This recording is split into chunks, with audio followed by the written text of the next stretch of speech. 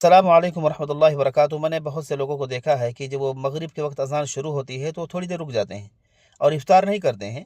وہ 1 minute 2 minute رک کر کے افطار کرتے ہیں۔ وہ یہ سمجھتے ہیں کہ یہ زیادہ باعث اجر ہے، یہ زیادہ ثواب کا مستحق ہے اور مجھے زیادہ ثواب ملے گا۔ وہ زیادہ احتیاط سمجھتے ہیں، وہ سمجھتے ہیں کہ میں احتیاط کر رہا ہوں، حالانکہ وہ بہت بڑی غلطی کرتے ہیں۔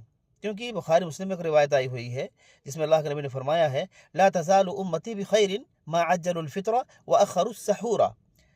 میری امت اس وقت تک خیر پر رہے گی جب تک کہ وہ فطر میں تعجیل کرے گی، جلدی کرے گی، یعنی افطار میں جلدی کرے گی۔ جیسے افطار کا وقت شروع ہو فوراً افطار کرنا شروع کر دے۔ افطار میں تاخیر یہ یہود و نصارہ کی مشابہت ہے، اور اللہ کے نبی نے اہل کتاب کی مشابہت سے منع فرمایا ہے۔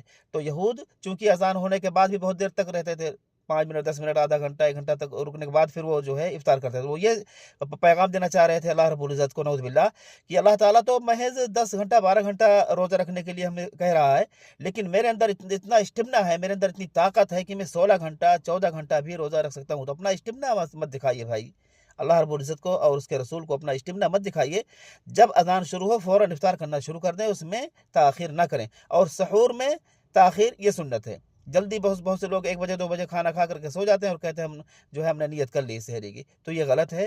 سحری کے وقت جب ہو اسی وقت سحری کیا کریں۔ اللہ تعالی ہم سب کو صحیح سنت سمجھنے کی اور اس پر عمل کرنے کی توفیق عطا فرمائے، آمین۔ وآخر دعوانا الحمدللہ رب العالمین۔